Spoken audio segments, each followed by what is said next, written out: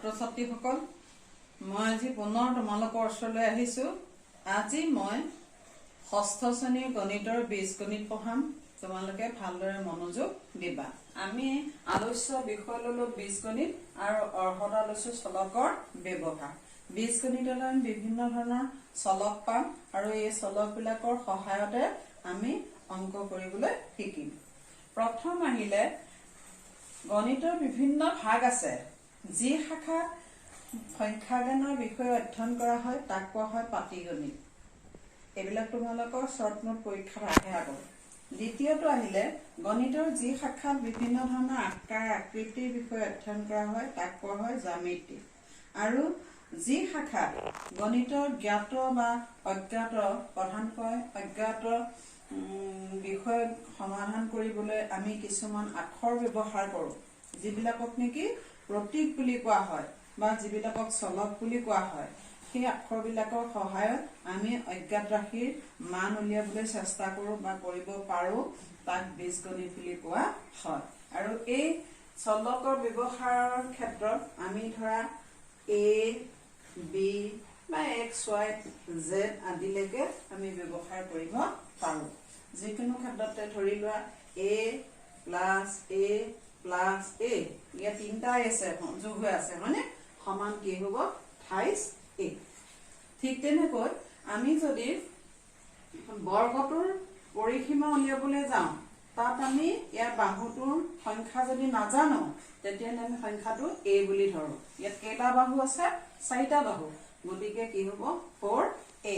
তেনেকে অন্যবিলাক ক্ষেত্ৰতো যেতিয়া আমি অজ্ঞাত ৰাশিটোৰ মান নাজানো তেতিয়া আমি কি ধৰি লওঁ এ এক্স ৱাই জেড যিকোনো আমি আখৰ ব্যৱহাৰ কৰোঁ, যিবিলাক আখৰক প্ৰতীক হিচাপেও লোৱা হয় বা সিহঁতক চলক বুলি কোৱা হয়। ছাত্ৰ ছাত্ৰীসকল তোমালোকে কিতাপখনত 190 পেজত চাবা, তোমালোকক নিজে কৰা কিছুমান দিছে। চলক ব্যৱহাৰ কৰি খালী ঠাই পূৰ কৰা। ধৰা হ'ল এক্স এটা সংখ্যা, ইয়াত কটো দিছে, সংখ্যাটোৰ লগত 10 যোগ কৰিলে কি পাম? সংখ্যাটো এক্স বুলি কৈছে নহয় জানো, এই এক্স সংখ্যাটোৰ লগত 10 যেতিয়া যোগ কৰা হয় তেতিয়া কি পাম বুলি কৈছে। অৰ্থাৎ আমি এইটো কেনেদৰে লিখিব লাগিব, এক্স প্লাছ 10। তাৰ পিছতো দিছে সংখ্যাটোৰ পৰা 17 বিয়োগ কৰিলে কি পাম? সংখ্যাটো এক্স দিছে নহয় জানো, গতিকে এইটো কি হ'ব এক্স মাইনাছ 17। আৰু তৃতীয়টো দিছে সংখ্যাটো 9ৰে পূৰণ কৰিলে কি পাম? সংখ্যাটো যিহেতু এক্স দিয়া আছে, গতিকে তাক যদি আমি 9ৰে পূৰণ কৰো তেতিয়াহ'লে কি হ'ব 9x। ঠিক তেনেকৈ সংখ্যাটো 15ৰে ভাগ কৰিলে, যিহেতু আমাৰ সংখ্যাটো কি দিছে x হয় না, xক কিহেৰে ভাগ কৰিবলৈ কৈছে 15, x/15 এনেদৰে লিখিব লাগিব। তাৰপিছত দ্বিতীয়টো দিছে তোমালোকৰ ক অংশৰ লগত খ অংশ মিলোৱা। এইকেইটা মই কৈ দিছো চোৱা। ক অংশ খ অংশৰ টুৱাইচ এমৰ দুগুণ খ অংশৰ m-3 এমৰ পৰা 3 বিয়োগ m+7 এমৰ লগত 7 যোগ 17 - m 17ৰ পৰা m বিয়োগ m/5 = 5ৰে mক ভাগ কৰা। 3 নম্বৰটো দিছে শুদ্ধ উত্তৰটো বাছি উলিওৱা। কোনো এটা সংখ্যা xৰ লগত 5 যোগ কৰিলে কি হ'ব? এইটো b টো শুদ্ধ হ'ব x+5।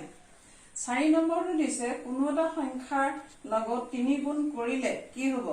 এইটো c টো শুদ্ধ 28m। 5 নম্বৰটো দিছে ৰিয়ানে গণিতত 76 নম্বৰ পালে, তেওঁ বিজ্ঞানত কিমান নম্বৰ পালে নাজানো। যদি বিজ্ঞানত পোৱা নম্বৰটোক আমি x বুলি কওঁ, যিহেতু আমি অজ্ঞাত ৰাশি নজনা ৰাশিটোক কি বুলি ধৰিব লাগিব? x বুলি ধৰিব পাৰো। তোমালোকে a বুলিও ধৰিব পাৰা। মুঠতে আমি অজ্ঞাত ৰাশিটোৰ কাৰণে কি কৰিম? আখৰ ব্যৱহাৰ কৰিম। তেন্তে ৰিয়ানে এই দুটা বিষয়ত মুঠতে কিমান নম্বৰ পালে? এইটো কি হ'ব? 5 নম্বৰটো নহয় জানো, x+76। তাৰপিছতো দিছে 6 নম্বৰটো অংকিতাৰ হাতত কেইটামান চকলেট আছিল, মৃদুস্মিতাৰ হাতত অংকিতাতকৈ 5টা চকলেট বেছি আছে। উপযুক্ত চলক ব্যৱহাৰ কৰি মৃদুস্মিতাৰ হাতত থকা চকলেটৰ সংখ্যাক বীজগণিতীয় ৰাশিৰে প্ৰকাশ কৰা। এইটো কি হ'ব? 6 নম্বৰটো x + 5। 7 নম্বৰটো তোমালোকক দিছে কাঠিৰে কেইটামান চানেকি সাজা। সাধাৰণতে ABCD অজ্ঞাত ৰাশি ব্যৱহাৰ চলক ব্যৱহাৰ কৰি যেনেকৈ আমি ৰাশিবিলাকৰ মান উলিয়াও, ঠিক তেনেকৈ কিছুমান কাঠি ব্যৱহাৰ কৰি, ধৰি লোৱা এইটো এটা জুইচোলা কাঠি, এইটো এটা জুইচোলা কাঠি, এইটো এটা জুইচোলা কাঠি, তিনিটা জুইচোলা কাঠি লগ লাগি আমি এই সংখ্যাটো বনালো, হয়নে? এনেদৰে বিভিন্ন ধৰণৰ বস্তু বা বিভিন্ন ধৰণৰ আখৰ বা সংখ্যা আমি বনাব পাৰো। 1 2 ধৰা এইটো সৰু কাঠি দিলো, ভাঙি লৈ এইটো ডাঙৰ কাঠি, এইটো সৰু কাঠি, এইটো 1 হ'লনে? তেনেদৰে বেলেগ সংখ্যা বা আখৰো লিখিব পাৰি, তাক চানেকি বুলি কোৱা হয়। এতিয়া ইয়াত তোমালোকক 7 নম্বৰটো চানেকি দেখুৱাইছে। ভিৰ সংখ্যা 1 2 3 4 10 n, কাঠিৰ সংখ্যা 2 4 6, 4 তলত 8 পৰিব, 10ৰ তলত 20 পৰিব, nৰ তলত twice n। বিটো তেনেকৈ কাঠিৰ সংখ্যা, ইয়াত ত্ৰিভুজৰ সংখ্যা দিছে, কাঠিৰ সংখ্যা 3 5 7, 4 তলত 9, 5ৰ তলত 11, 6 তলত 13 আৰু nৰ তলত n+2। ঠিক তেনেকৈ C2 তোমাৰ প্ৰথমটো দিছে সংখ্যা উলিয়াই দিছে, আৰু দ্বিতীয়টো কাঠিৰ সংখ্যা 6 12 18 24 30 36 6m। ইয়াত 24 ঠাইত প্ৰশ্নবোধক চিন দিয়া আছে, তোমালোকে 24 লিখিবা। 30 ঘৰত প্ৰশ্নবোধক চিন দিয়া আছে, তাত 30 লিখিবা, আৰু 36ৰ ঘৰত প্ৰশ্নবোধক দিয়া আছে, তাত 36 লিখিবা। এমৰ তলত তোমালোকে 6m লিখিবা। এনেদৰে এই নিজে কৰাখিনি তোমালোকে কৰিব লাগিব। ছাত্ৰ-ছাত্ৰীসকল, আমি পেজ নম্বৰ 193 নিজে কৰাটো চাওঁ। কটো দিছে যে চলক ব্যৱহাৰ কৰি এটা বিষমবাহু ত্ৰিভুজৰ পৰিসীমা নিৰ্ণয় কৰিবলৈ নিয়ম সাজা। এটা ত্ৰিভুজৰ বাহুটোৰ মান দিছে কি l। ইয়াত 3টা বাহু আছে নহয় জানো, 1 2 3, 3টা বাহুৰ মান l। গতিকে পৰিসীমা কি হ'ব? l l plus l plus l, হয়নে? সমান কি হ'ব? থাইছ l নহ'ব জানো? অৰ্থাৎ ত্ৰিভুজটোৰ পৰিসীমা সমান থাইছ l। যদি আমি l নিদি x দিব পাৰো, এইটো কি হ'ব? থাইছ x। দ্বিতীয়টো দিছে যে চলক ব্যৱহাৰ কৰি এটা সমবাহু ত্ৰিভুজৰ পৰিসীমা নিৰ্ণয় কৰা, নিয়ম সাজা। যদি এটা সমবাহু ত্ৰিভুজৰ বাহু এটাৰ জোখ 7 চেণ্টিমিটাৰ হয়, তেন্তে ত্ৰিভুজটোৰ পৰিসীমা কিমান হ'ব? এতিয়া আমি বাহুটোৰ মান মই l বুলিয়ে ধৰিছো। সমবাহু ত্ৰিভুজৰ যদি বাহুটোৰ মান l হয়, তেতিয়াহ'লে পৰিসীমা হ'ব থাইছ l। এতিয়া তোমালোকক এই এলৰ মান কিমান দিছে? 7 চেণ্টিমিটাৰ দিছে, হয় ন? গতিকে যদি বাহুৰ জোখ 7 চেণ্টিমিটাৰ হয়, তেতিয়াহ'লে ত্ৰিভুজটোৰ পৰিসীমা সমান থাইছ l পাতি ল'বা। তেতিয়া তোমালোকৰ কৰিবলৈ সুবিধা হ'ব। 3 থাকিলে এলৰ সমান কিমান? 7, নহয় জানো? গতিকে 3 × 7 = 21 চেণ্টিমিটাৰ। এনেদৰে তোমালোকে অংকটো কৰিব লাগিব। তাৰপিছত তোমালোকৰ আগতে মই শিকাই আহিছো কেনেকৈ বিতৰণ বিধি কৰে, কেনেকৈ ক্ৰম বিনিময় বিধি, নহয় জানো? এই বিধিবিলাকৰ বিষয়ে তোমালোকৰ অংক শিকাই আহিছিলো। ইয়াতো তোমালোকৰ চলকৰ লগত এই বিধিসমূহ প্ৰয়োগ কৰি অংক কৰিব লাগিব। আগৰ নিয়মখিনি মনত পেলাবা। আৰু 195 পেজৰ নিজে কৰা অংকখিনি চোৱা। 10টা ৰাশি লিখা আৰু লগতে সেইবোৰ কেনেকৈ গঠন কৰিছা লিখা। 1টো দিছে 195 পেজ দেই। 1টো দিছে a আৰু 10ৰ যোগফল। a মানে অজ্ঞাত ৰাশি, আৰু তাৰ লগত কি কৰিছে? 10 যোগ কৰিবলৈ কৈছে, এইটো হ'ব। 2 নম্বৰটো দিছে a আৰু 10ৰ পূৰণফল। a লগত যদি আমি 10 পূৰণ কৰো, তেতিয়াহ'লে কি হ'ব? 10a নহ'ব জানো? তাৰপিছত দিছে -mক 8ৰে পূৰণ কৰা 3টো। এইখিনি তোমালোকে পাৰিবাই, মই তথাপিতো দিছো আৰু মাইনাছ এমক কিহে পূৰণ কৰিব লাগে 8 সমান কিমান হ'ব -8m তেনেদৰে বাকীখিনি কৰিব লাগিব 7 xক পূৰণ কৰি পূৰণফলৰ পৰা 10 বিয়োগ কৰিব লাগে 7 xক পূৰণ কৰিলা এইটো 7x হ'ল নে তাৰ লগত তোমালোকে কি কৰিব লাগে 10 বিয়োগ কৰিব লাগে অৰ্থাৎ কি হ'ব 7x - 10 5 নম্বৰটো দিছে 18 পৰা 9 আৰু y পূৰণফল বিয়োগ কৰা 18 আমি পাতিলে নহয় জানো 9 আৰু y মাইনাছ কৰিব লাগে 9 আৰু y 9y পূৰণফলটো বিয়োগ কৰিব লাগে আৰু 6 নম্বৰটো দিছে -m ৰ পৰা 8 বিয়োগ কৰা -m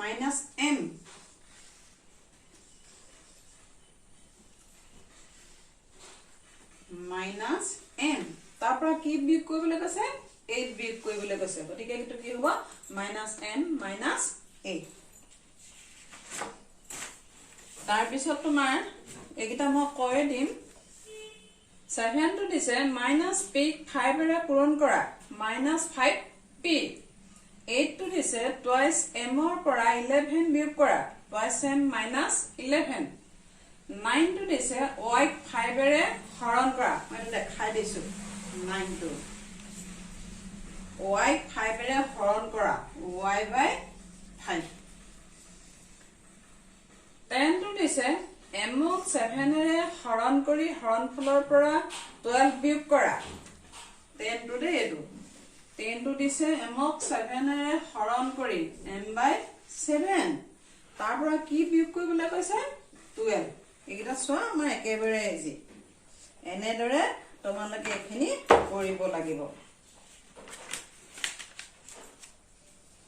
তাৰ পিছত তোমাৰ নিজে কৰা আৰু এটা মই দেখাই দিছো তোমালোকে চোৱা 197 পেজত 197 পেজত দিছে 5টা সমীকৰণৰ উদাহৰণ দিয়া আৰু প্ৰত্যেকৰে বাওঁ পক্ষ আৰু সোঁ পক্ষ কোনটো হয় লিখা ধৰি লোৱা এটা সমীকৰণ মই তোমালোকক দেখাই দিলো 5x + 4 = 17 এটো চোৱা 5 ৰ লগত x পূৰণ হৈ আছে আৰু এই 5x টোৰ লগত কি যোগ হৈ আছে 4 যোগ হৈ আছে এই যোগল কিমান 17 এতিয়া এটো এটা পক্ষ সোঁ পক্ষ হ'ব এটা পক্ষ কি হ'ব বাওঁ পক্ষ হ'ব নহয় জানো আমি এটো যদি বাওঁ পক্ষ বুলি দিও বাওঁ পক্ষ এটো আমি কি বুলি দিব লাগিব সোঁ পক্ষ বুলি দিব লাগিব মনৰ ৰবনে এটা আমি সোঁ পক্ষ দিম এটা কি দিম বাওঁ পক্ষ দিম তেনেনে তোমালোকে 2 নম্বৰটো লিখিব পাৰা x + 6 = -7 বা 3 টো দিব পাৰা 4x + 9 = 15 মুঠতে এনেদৰে তোমালোকে সমীকৰণ বুলি কোৱা হয় যেতিয়া আমি চলক বিলাক ব্যৱহাৰ কৰি লগত সংখ্যা ব্যৱহাৰ কৰো আৰু যেতিয়া তাৰ দুই পক্ষ সোঁ পক্ষ বাম পক্ষৰ মাজত সমীকৰণ থাকে তেতিয়া এটো কি বুলি কোৱা হয় সমীকৰণ বুলি কোৱা হয় 4x + 9 = 15 এটা সমীকৰণ আৰু ইয়াত চলক কোনটো আছে x টো আছে ইয়াতো চলক কোনটো আছে x টো আছে ইয়াতো আছে x টো তে এই 4x + 9 হল সোঁ পক্ষ আৰু সমান চিহ্নৰ পিছত যে এই 15 টো আছে এটো হল বাওঁ পক্ষ এনেদৰে এখিনি কৰিব লাগিব ছাত্ৰ ছাত্ৰীসকল আমি 199 ৰ নিজে কৰাটো চাও 1 নম্বৰটো দিছে তলৰ তালিকাখনৰ খালী ঠাইবোৰ পূৰ কৰাৰ সমীকৰণবোৰৰ মূল হয় নে নহয় লিখা মূল হয় নে নহয় মানে আমাৰ ইয়াত যে x ৰ চলকৰ মান দি দিছে এই চলকৰ মানটোৰ যেটো ইয়াত 3 দিছে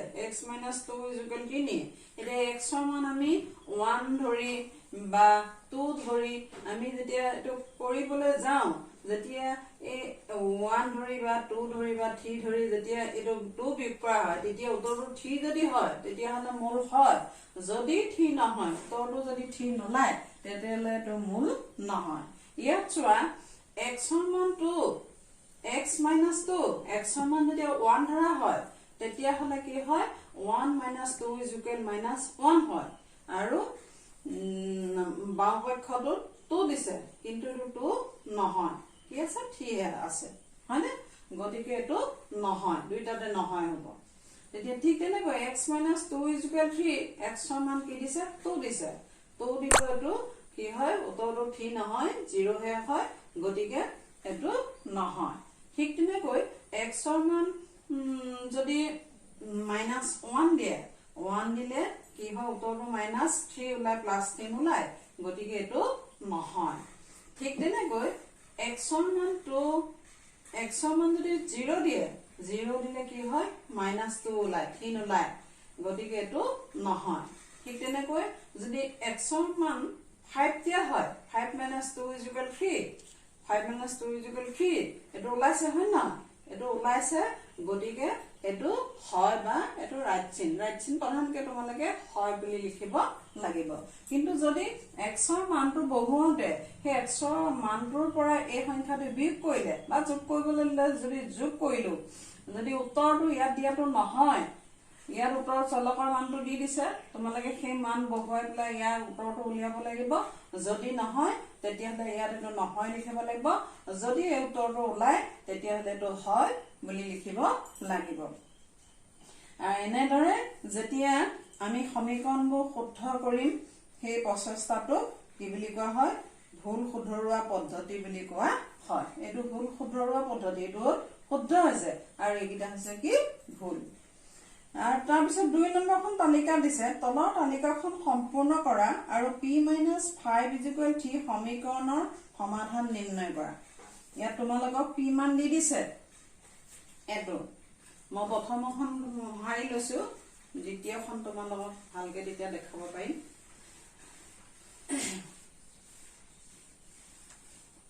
ইয়াত দিছে চোৱা p - 5 = p -5 = 3 p মানটো বহুৱাই তাৰ পৰা আমি যেতিয়া 5 বিয়োগ কৰিম তেতিয়া উত্তৰটো 3 ওলাব লাগিব ইয়াত চোৱা p মান 0 দিছে 1 দিছে -1 দিছে 3 দিছে 4 দিছে -3 দিছে 5 দিছে 8 দিছে এতিয়া p মান যেতিয়া 0 বহুৱাও তেতিয়া উত্তৰটো ওলাই 5 গতিকে এটো যেহেতু 3 ওলোৱা নাই এটো শুদ্ধ নহয় তাৰ পিছত 1 দিলে উত্তৰটো -4 ওলাই 3 নোলায় গতিকে এটো ভুল -1 দিলে উত্তৰটো ওলাই -6 মানে p মান কিমান দিছে -1 -1 -5 = কি হয় -6 হয় 3 নহয় গতিকে এটো ভুল তাৰ পিছত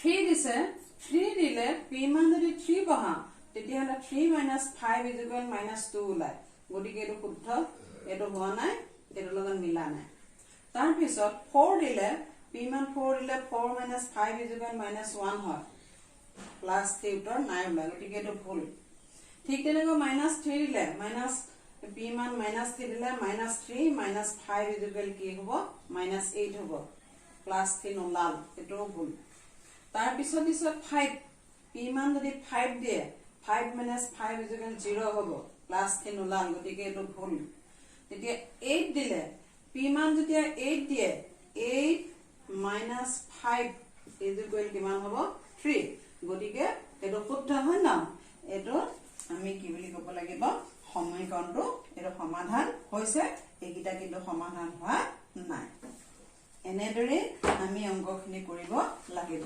মই এই পাঠটো আজিলৈ সামৰিলো ইয়াৰ পিছত আমি কৰিবলৈ চেষ্টা কৰিম আজিলৈ ৰাখিলো ধন্যবাদ